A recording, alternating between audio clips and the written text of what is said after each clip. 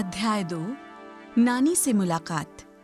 समय बीतता गया और समय बीतने के साथ साथ सिया की हकलाहट की समस्या भी बहुत ज्यादा बढ़ने लगी। सिया अब 19 साल की हो चुकी है और उसकी हकलाहट की समस्या इतनी बढ़ चुकी है कि वो किसी से बातचीत नहीं कर सकती। उसकी इस हकलाहट की समस्या को लेकर उसके माता पिता बहुत चिंतित थे। वो उसकी हकलाहट की समस्या का इलाज न्यूजीलैंड के लगभग हर डॉक्टर से करवा चुके थे, लेकिन कोई भी डॉक्टर सिया की हकलाहट की समस्या को ठीक नहीं कर सका। उनके ये सब प्रयास विफल साबित हो रहे थे। सिया की हकलाहट की समस्या की वजह से उसके स्वभाव में भी काफी तब्दीलियां हो चुकी थी। वो चिड़चिड़ी और गुस्सैल स्वभाव की हो गई थी। इसके साथ ही वो डिप्रेशन का शिकार भी हो गई थी। वो अपनी हकलाहट की समस्या उसकी वजह से इतना परेशान नहीं थी जितना कि वो इस समस्या की वजह से पैदा हो रही समस्याओं से परेशान थी, क्योंकि उसकी समस्या की वजह से हर तरफ उसका मजाक बनाया जा रहा था और कोई भी उससे दोस्ती करना पसंद नहीं कर रहा था। स्कूल में और उसके आसपास रहने वाले लोग उसे हकली कहकर बुलाते थे और जो भी उसके साथ दोस्ती करता उसे हकली का दोस्त कहकर उसका भी मजाक बनाया जाता, जिस वजह से उससे कोई भी दोस्ती करना पसंद नहीं करता था। ये समस्या और भी गंभीर तब हो गई जब मैं स्कूल से पास होकर कॉलेज में पढ़ाई करने के लिए गई। कॉलेज उसके लिए नर्क के समान था। एक दिन की बात है, वो अपनी बगिया में बैठी हुई थी। उसे बैठा देखकर मैं उसके पास गई। मैंने उसका नाम लेकर पुकारा, लेकिन उसने मेरी बात को अनसुना कर दिया। मैं थोड़ा पास जाकर उसको फिर से पुकारा। उसने मेरी तरफ देखा और नजरें झुकाकर मुंह फेर लिया। सिया का ऐसा रवैया मुझे बहुत ही अजीब लगा, क्योंकि इससे पहले आज तक उसने मेरे साथ ऐसा व्यवहार नहीं किया था। तो मेरी तरफ देखकर हमेशा खुश हो जाती थी। इतने में मैं उसके करीब आ पहुंची थी। करीब आकर मैंने देखा कि उसकी आंखों में आंसू थे। क्या हुआ सिया, तुम रो क्यों रही हो? मैंने सिया से पूछा, लेकिन सिया ने मेरी बात का कोई भी जवाब नहीं दिया और मेरी तरफ देखकर रोने लग गई। मैंने तुरंत उसे गले लगा लिया और उसे चुप कराने की कोशिश करने लगी, लेकिन वो चुप नहीं हो रही थी। वो लगातार रोए जा रही थी।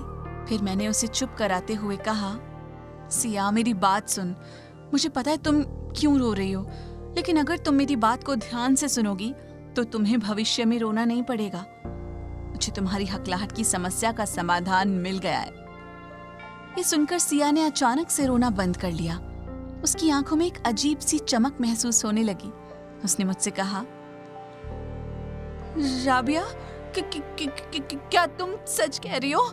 क्या तुम्हें पता है कि मेरी हकलाहट की समस्या कैसे ठीक हो सकती है?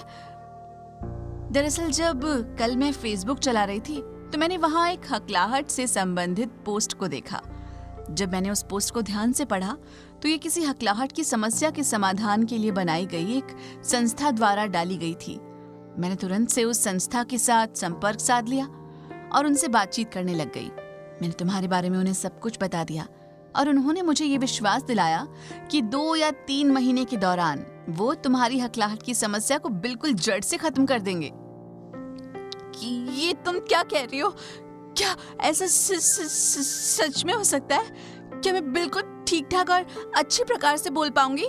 क्या मुझे बोलते समय हकलाहट बिल्कुल भी नहीं होगी? ये तो तुमने बहुत ही अच्छी बात बताई। तुम सच में मेरी शुभ चिंतक हो। चलो जल्दी से उस संस्था से संपर्क करते हैं और उन्हें फोन करके जो भी दवाई वगैरह वो बताते हैं उसे मंगवा लेते हैं। इसके लिए जितने भी पैसों की जरूरत होगी कोई परवाह नहीं, मैं देने के लिए तैयार हूँ। बस मेरी हकलाहट की समस्या किसी ना किसी प्रकार से ठीक हो जाए। रुको सिया, तुम इतनी जल्दबाजी मत करो। पहले मेरी बात को ध्यान से सुनो। हकलाहट की समस्या के लिए उनके पास कोई भी दवाई नहीं है। मैंने इसके बारे में उनसे पहले ही बात की थी, लेकिन उन्होंने मुझे साफ तौर पर बता दिया कि इसके लिए उनके पास कोई भी दवाई मौजूद नहीं है। तो फिर ये संस्था मेरी इस बीमारी को किस प्रकार से ठीक करेगी? इसके बारे में तो उन्होंने विस्तार से नहीं बताया। हाँ, लेकिन इतना जरूर बता दिया है कि तुम्हें अपनी हकलाहट की समस्या के समाधान के लिए उनके पास आना होगा और 2-3 महीने तक उनके पास ही रहना होगा। 2-3 महीने? लेकिन इतना समय क्यों? उनके अनुसार हकलाहट की समस्या को ठीक करने में 2 से 3 महीने का समय लग जाता है। मुझे कुछ समझ में नहीं आ रहा, तुम क्या कह रही हो? आखिरकार ये इतना समय क्यों? हो सकता है कोई कोर्स वगैरह हो जिसमें कि इतना समय लगता हो, बाकी तो वहां जाकर ही पता लग सकता है। ठीक है, तो तुम उस संस्था के बारे में सारी जानकारी प्राप्त कर लो, फिर मैं अपने पिताजी से बात करती हूँ और हम वहां जाने की तैयारी करते हैं। हाँ, तो क्या तुम वहां जाने के लिए तैयार हो? मेरे कहने का मतलब है कि क्या तुम्हारे माता पिता वहां जाने के लिए मान जाएंगे? हाँ, बिल्कुल मान जाएंगे। इसमें मना करने वाली कौन सी बात है? ये मेरे भविष्य का सवाल है, और अगर वहां जाकर मेरी हकलाहट की समस्या का समाधान हो जाता है और मेरा भविष्य सुखमय हो जाता है, तो इस बात पर उन्हें कोई ऐतराज नहीं होना चाहिए। लेकिन तुम ऐसा क्यों पूछ रही हो? क्योंकि तुम मेरे बिना अकेली जाओगी नहीं, और जहां पर वो संस्था है वहां मेरी माँ मुझे कभी भी नहीं भेजेंगी। क्यों? कहां पर है संस्था? भारत के पंजाब प्रांत में है, और पंजाब में तो मेरी माँ मुझे कभी भी नहीं जाने देंगी। फिर? सिया मायूस होकर पूछती है। उसके चेहरे पर आई हुई रौनक मेरी बात सुनकर अचानक से चली गई। वो फिर से निराश हो गई। ये सुना तो था कि जब किसी के सपने टूटते हैं तो उसे बहुत दर्द होता है। आज उसी दर्द को मैंने सिया के चेहरे पर महसूस किया। मैंने उसके हाथ पर हाथ रखा और उससे कहा, तुम चिंता मत करो, मैं तुम्हारे साथ जरूर चलूंगी। लेकिन तुम्हारी माँ, मुझे पक्का विश्वास है कि वो तुम्हें पंजाब तो बिल्कुल भी जाने नहीं देंगी। तुम इस बात की चिंता मत करो, हम उन्हें पंजाब जाने के बारे में बताएंगे ही नहीं। हम उन्हें पंजाब के अलावा किसी और प्रांत का नाम बता देंगे। तो क्या तुम उनके साथ झूठ बोलोगी? हाँ, मैं अपनी दोस्त के लिए हर प्रकार का झूठ बोलने के लिए तैयार हूँ। और फिर मेरे पंजाब जाने के पीछे मेरा अपना भी तो एक मकसद है, जिसके लिए मुझे अपनी माँ से झूठ बोलना ही होगा, क्योंकि सच बोलकर तो वो मुझे पंजाब में बिल्कुल भी नहीं जाने देंगी। कौन सा मकसद? मुझे अपने पिता और बाकी के परिवार से मिलना है। इसके लिए मैं हर प्रकार का झूठ बोलने के लिए तैयार हूँ। ठीक है, तुम मुझे बताओ कब चलना है? सिया, थोड़ा सब्र करो, क्योंकि अभी तो मेरी उस संस्था के साथ बातचीत शुरू हुई है। मुझे एक बार उनसे फोन पर बात करके सही जानकारी हासिल कर लेने दो, और फिर मुझे माँ से क्या बात करनी है उसके बारे में भी तो सोच लेने दो। ठीक है। उसके बाद मैं अपने घर आ गई। मैं अपने कमरे में बैठकर आगे की योजना के बारे में सोचने लग गई। मैं ये सोच रही थी कि मैं माँ को भारत जाने के लिए कैसे कहूँ, क्योंकि भारत का नाम सुनते ही वो बहुत ही गुस्से में आ जाती है। लेकिन मुझे जाना भी था। मैं मन ही मन अपने पिता से मिलने के लिए ठान चुकी थी। इसलिए मैंने हिम्मत करके अपनी माँ से कहा, माँ, मुझे भारत जाना है। ये सुनते ही माँ पूरी गुस्से में आ गई और मुझसे कहने लगी, क्यों? तुमने भारत क्यों जाना है? मैं अकेली नहीं जा रही, मुझे सिया के साथ जाना है। सिया को वहां काम है। क्या काम है? एक संस्था है जो हकलाहट की समस्या का इलाज करती है। सिया ने वहां जाकर अपना इलाज करवाना है। वो अकेली नहीं जा सकती, इसलिए उसने मुझे साथ लेकर जाना है। राबिया, मैंने तुम्हें कितनी बार कहा है कि तुम सिया का पीछा छोड़ दो। उसकी संगत तुम्हारे लिए अच्छी नहीं है, लेकिन तुम मेरी बात नहीं मानती। और वैसे भी तुम्हें तो पता है कि मैं तुम्हें भारत जाने की इजाजत तो बिल्कुल नहीं दूंगी, कभी भी नहीं। इसलिए मेरी तरफ से ना है। माँ, तुम जो कुछ भी कहो, अब मैं तुम्हारी बात नहीं मानूंगी। मुझे सिया के साथ जाना है तो जाना है। और वैसे भी मैं तुमसे पूछ नहीं रही थी, मैं तुमको बता रही थी कि मैं सिया के साथ भारत जा रही हूं। अब तुम इतनी बड़ी हो चुकी हो कि मेरे सामने जबान चलाओगी? माँ ने गुस्से में कहा। आप जो समझना चाहती हैं समझिए, मुझे अब आपसे ज्यादा बात नहीं करनी। मैं भारत जा रही हूं। आखिरकार आप मुझे सिया के साथ भारत क्यों नहीं जाने दे रही हैं? तुम्हें भी पता है कि मैं तुम्हें सिया के साथ जाने से क्यों मना कर रही हूं। क्या पता है? मेरे साथ ज्यादा चालाक बनने की कोशिश मत करो। चुपचाप अपने कमरे में जाकर अपना काम करो। अगर आपको पता ही है तो फिर मुझे जाने से क्यों रोक रही हो? मुझे अपने पिता से मिलना है और मैं अपने पिता से मिलने के लिए सिया के साथ जरूर जाऊंगी। आप मुझे नहीं रोक सकते। मैंने एक बार कह दिया तो कह दिया। अब मैं बार बार इस बारे में तुमसे कोई बात नहीं करूंगी। आपके कहने या ना कहने से मुझे कोई फर्क नहीं पड़ता। मैंने फैसला कर लिया है कि मैं जरूर जाऊंगी। वैसे आप मना करने वाली होती कौन है? बेटी, तुमसे मुझे ये उम्मीद नहीं थी।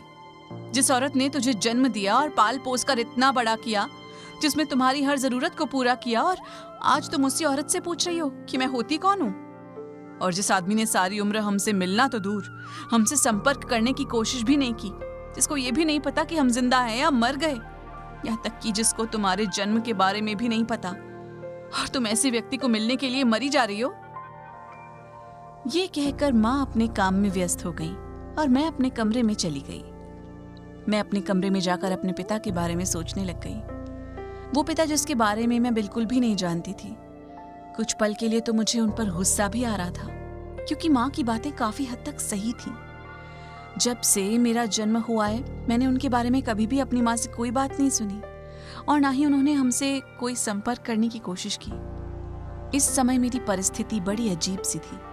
मुझे समझ में नहीं आ रहा था कि मैं अपने पिता से नफरत करूं या उनसे मिलकर अपने सब सवालों के जवाब पूछूं, क्योंकि माँ के अनुसार उनकी शादी के 2 साल बाद माँ न्यूजीलैंड आकर रहने लग गई। लेकिन उन 2 सालों के शादीशुदा जीवन की कोई भी बात माँ ने मुझसे आज तक नहीं की। माँ की ऐसी ही कुछ बातें मेरे दिमाग में शक पैदा कर रही थी, जैसे कि माँ ने पिता और उनके परिवार के बारे में मुझे कुछ नहीं बताया, लेकिन उन्होंने कभी अपने परिवार के बारे में भी मुझे कुछ नहीं बताया। यानी एक औरत कैसी भी हो, अपने पति और उसके परिवार वालों से तो नफरत कर सकती है, लेकिन वही औरत अपने माता पिता या अपने भाई बहन से कैसे नफरत कर सकती है? और वो भी इतनी नफरत कि आज तक उनका कभी मुझसे जिक्र भी नहीं किया। मैं ऐसी ही दुविधा में थी और मेरी ये दुविधा सिया की नानी ने दूर की। एक दिन स्कूल में सिया ने मुझसे कहा, आज जल्दी जाना होगा। क्यों? आज ऐसी क्या बात है? आज मेरी नानी आ रही है। वाह, ये तो बहुत अच्छी बात बताई। तुम्हें पता है, मैं बहुत दिनों से तुम्हारी नानी के आने का इंतजार कर रही थी। तुम मेरी नानी के आने का इंतजार क्यों कर रही थी? बस वैसे ही, मुझे उनसे कुछ निजी काम है। मुझे सब पता है कि क्या काम है। तुम भी ना, जिस बात के पीछे पड़ जाती हो बस उससे छोड़ती नहीं। तो इसमें गलती क्या है? अगर मैं उनसे अपने पिता और अपने परिवार के बारे में जानकारी प्राप्त करती हूँ तो इसमें क्या गलत है? मैं समझती हूँ कि इसमें गलत कुछ भी नहीं है, लेकिन अगर इस बारे में तुम्हारी माँ को पता चल गया तो तुम इसका नतीजा अच्छी तरह से जानती हो। मुझे नतीजे की कोई परवाह नहीं है। मैं माँ से बिल्कुल नहीं डरती, क्योंकि मुझे पता है कि मैं कुछ गलत नहीं कर रही। मुझे भी अपने पिता और अपने परिवार के बारे में जानने का हक है। आखिरकार मुझे भी तो पता होना चाहिए कि वो कौन सा कारण था कि माँ उन सब को छोड़कर यहाँ चली आई और फिर उसके बाद कभी भी उनसे किसी प्रकार का कोई संपर्क नहीं रखा। फिर ऐसी क्या बात हो गई कि मेरी माँ ने आज तक मुझे अपने पिता की एक तस्वीर तक नहीं दिखाई? जब भी मैं अपनी माँ से उनके बारे में बात करती हूँ तो वो मुझसे बात करने की बजाय लड़ने लग जाती हैं। आखिरकार कोई तो बात है जो माँ मुझसे छुपा रही हैं। बस मैं वही बात जानना चाहती हूँ। तो तुम क्या समझती हो?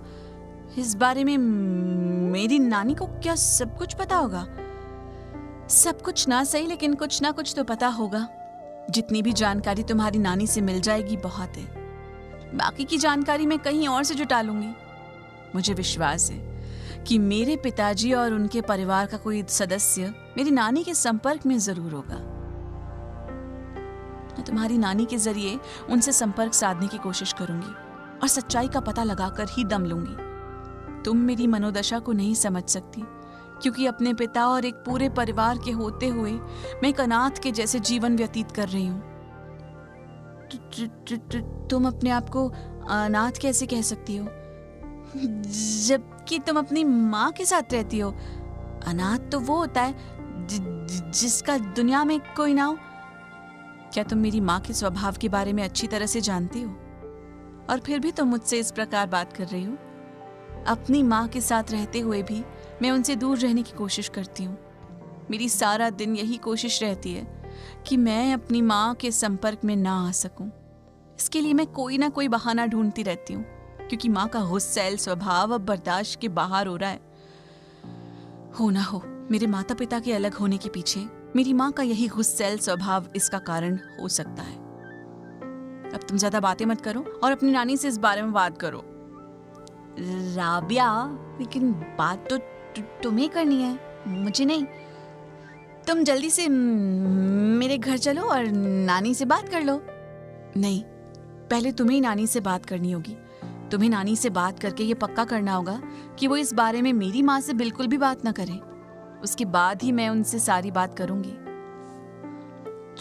तुम्हारे कहने का मतलब है कि मैं तुम्हारी तरफ से पहले नानी से बात करूं और उनसे कहूं कि वो तुम्हारी माँ से इस बारे में बिल्कुल भी बात ना करें, और अगर वो मान जाती हैं तो फिर तुम उनसे बात करोगी। क्या मैं सही कह रही हूँ? तुम बिल्कुल सही कह रही हो। और अब समय बर्बाद ना करो, और जब मौका देखकर अपनी नानी से बात करो, उसके बाद तुम मुझे बता देना। फिर मैं तुम्हारी नानी से अपने पिता और परिवार के बारे में पूछ लूंगी। सिया ने मेरे कहने पर नानी से इस बारे में बात की, और नानी ने यह विश्वास दिलाया कि वो इस बारे में मेरी माँ से बिल्कुल भी बात नहीं करेंगी। फिर एक दिन मौका देखकर मैं नानी के पास गई। उस समय घर में कोई नहीं था। मैंने उनसे कहा, नानी, क्या आप मेरे पिता और मेरे बाकी के परिवार के बारे में जानती हो? नहीं बेटा, मैं तुम्हारे पिता के बारे में ज्यादा नहीं जानती। हाँ, लेकिन तुम्हारी माँ के बारे में मैं काफी कुछ जानती हूँ। क्या जानती हो? तुम्हारी माँ मेरी बेटी यामिनी की सहेली थी। उसका अक्सर मेरे घर में आना जाना लगा रहता था। तुम्हारी माँ की माँ यानी तुम्हारी नानी हमारी सत्संग मंडली की सदस्य थी, जिस वजह से उनसे मेरी थोड़ी बहुत जान पहचान थी। तुम्हारी नानी का स्वभाव भी बहुत कड़वा था, जिस वजह से उसकी अक्सर किसी न किसी से लड़ाई होती रहती थी। चूंकि तुम्हारी माँ मेरी बेटी की सहेली थी, इस लिहाज से मुझे ही बीच बचाव करके इस लड़ाई को छुड़वाना पड़ता था, जिस वजह से हमारी सत्संग मंडली के बाकी के सदस्य मुझसे नाराज ही रहते थे। मैंने कई बार तुम्हारी नानी को समझाने की कोशिश की, लेकिन वो मेरी एक नहीं सुनती थी, जिस वजह से धीरे धीरे मैंने भी उससे किनारा कर लिया। और जब भी वो किसी से झगड़ने लगती थी तो मैं कोई ना कोई बहाना बनाकर वहां से अपने घर की ओर आ जाती थी। ये जो तुम्हारा हाल है वो प्रत्यक्ष तौर पर तो ना सही, लेकिन अप्रत्यक्ष तौर पर तुम्हारी नानी की वजह से ही है। तुम अपनी नानी की वजह से ही आज इस बेगाने देश में ऐसा जीवन व्यतीत कर रही हो। नानी के मुंह से ऐसी बात सुनकर मैं चौंक गई और हैरानी से उनकी तरफ देखने लग गई। मैं पहली बार अपनी नानी के बारे में जान रही थी। मैंने उनके बारे में कभी ऐसी कल्पना भी नहीं की थी। मैंने सिया की नानी से कहा, ये आप कैसी बातें कर रही हैं? और फिर आपने कहा है कि हमारी जो हालत है वो मेरी नानी की वजह से है। इस बात का क्या मतलब है? बेटी, वैसे मुझे इस बारे में बात तो नहीं करनी चाहिए थी, लेकिन अब तुम बड़ी हो चुकी हो और तुम्हें भी सच्चाई का पता चलना चाहिए। कैसी सच्चाई? बेटी, चूंकि तुम्हारी नानी बहुत ही गुस्सैल स्वभाव की थी, अपने स्वभाव के कारण उसकी अपने सगे रिश्तेदारों से भी बहुत कम बनती थी। यहाँ तक कि गली मोहल्ले में भी उसको कोई पसंद नहीं करता था, क्योंकि वो हर समय लड़ाई झगड़ा करने को तैयार रहती थी। हाँ, उसकी यही आदत उसकी बेटी यानी कि तुम्हारी माँ में भी थी, जिस वजह से शादी के बाद तुम्हारी माँ का तुम्हारे पिता के साथ अक्सर झगड़ा होता रहता था। कई बार तो झगड़ा इतना बढ़ जाता कि तुम्हारी माँ अपना ससुराल छोड़कर अपनी माँ के पास रहने के लिए आ जाती। एक दिन वो झगड़ा करके अपनी माँ के पास रहने आई हुई थी कि तभी मेरी बेटी ने तुम्हारी माँ को फोन किया। उसने तो साधारण हालचाल पूछने के लिए फोन किया था कि तभी तुम्हारी माँ ने बातों बातों में उसको अपने पति के साथ हुए झगड़े के बारे में बता दिया। उस समय पता नहीं यामिनी के मन में क्या आया और उसने तुम्हारी माँ को यहाँ न्यूजीलैंड आने का न्योता दे दिया। तुम्हारी माँ ने ये मौका नहीं हाथ से जाने नहीं दिया और झट से अपने पति को बिना बताए न्यूजीलैंड आ गई। फिर उसके बाद वो कभी भी भारत वापस नहीं गई। तो क्या मेरे पिता ने मेरी माँ को कभी रोका नहीं और फिर उन्होंने कभी उनसे संपर्क साधने की कोशिश भी नहीं की? आखिर क्यों? बेटी, शायद तुम भूल रही हो, तुम्हारी माँ तुम्हारे पिता को बिना बताए भारत छोड़कर न्यूजीलैंड आ गई थी। अब तुम्हारे पिता ने तुम लोगों से कभी संपर्क नहीं किया और यहाँ पर आने से नहीं रोका, इसके बारे में मैं ठीक से नहीं बता सकती, क्योंकि इसके बारे में मैं बिल्कुल भी नहीं जानती। हो सकता है तुम्हारे पिता एक गरीब परिवार से संबंध रखते हों, जिस वजह से उनका यहाँ आ पाना संभव नहीं हुआ हो।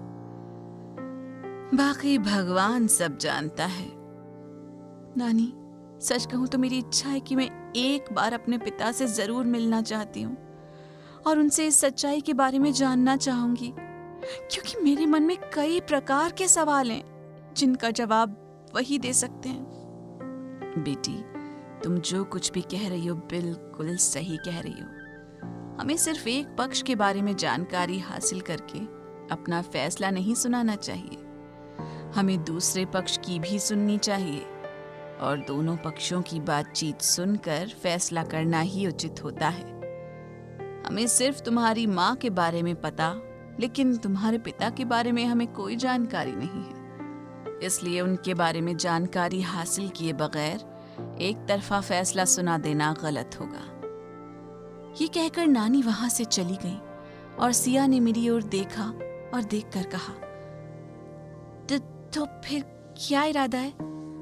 सिया, सच कहूं तो मुझे कुछ भी समझ में नहीं आ रहा है कि मुझे क्या करना चाहिए, क्योंकि अगर मैं माँ की बात सुनती हूँ तो मुझे अपने पिता से नफरत होने लगती है। माँ की कही एक बात सच है, इसमें कोई झूठ नहीं कि मेरे पिता ने आज तक हमारी कोई खोज खबर नहीं ली, कोशिश भी नहीं की। मैंने कभी भी आज तक अपनी माँ से अपने पिता का जिक्र होते नहीं सुना। मुझे मेरी माँ ने अकेली ही पाल पोस कर बड़ा किया है। उन्होंने मेरी परवरिश करने में बहुत मेहनत की है।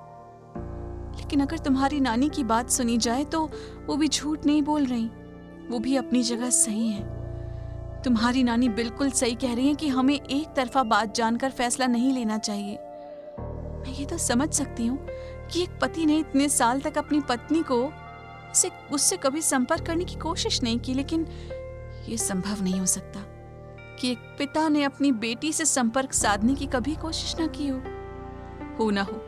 मेरे पिता ने मेरे बारे में जरूर जानने की कोशिश की होगी, लेकिन मेरी माँ ने उन्हें मुझ तक पहुंचने नहीं दिया होगा। अब ये सच्चाई तो मेरे पिता ही बता सकते हैं। तुम जो कह रही हो बिल्कुल सही है, लेकिन अब आगे क्या करने का इरादा है? आगे का इरादा बिल्कुल नेक है। मैं ये फैसला कर चुकी हूँ कि मैं भारत जरूर जाऊंगी और एक ना एक दिन अपने पिता से मिलकर सारी सच्चाई का पता लगाऊंगी। लेकिन तुम्हारी माँ, वो तुम्हें कभी नहीं जाने देंगी। माँ को अगर पता चलेगा तब ना। तुम्हारे कहने का मतलब क्या है? क्या तुम अपनी माँ को अपने भारत जाने के बारे में बिल्कुल नहीं बताओगी? भारत मैं नहीं, तुम जा रही हो। मैं जा रही हूँ? लेकिन मैं भारत क्यों जाऊंगी? मुझे वहां क्या काम है? तुमने अपनी हकलाहट की समस्या के इलाज के लिए वहां जा रही हो और साथ में मुझे भी लेकर जा रही हो। मैं समझ गई तुम क्या कहना चाहती हो।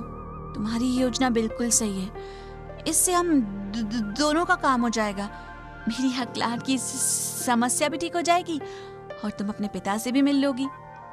वाह राबिया, क्या दिमाग लगाया है। इसके बाद मैंने अपना समय बर्बाद किए बिना संस्था से संपर्क किया। वो संस्था एक मोहिक नाम का लड़का चला रहा था।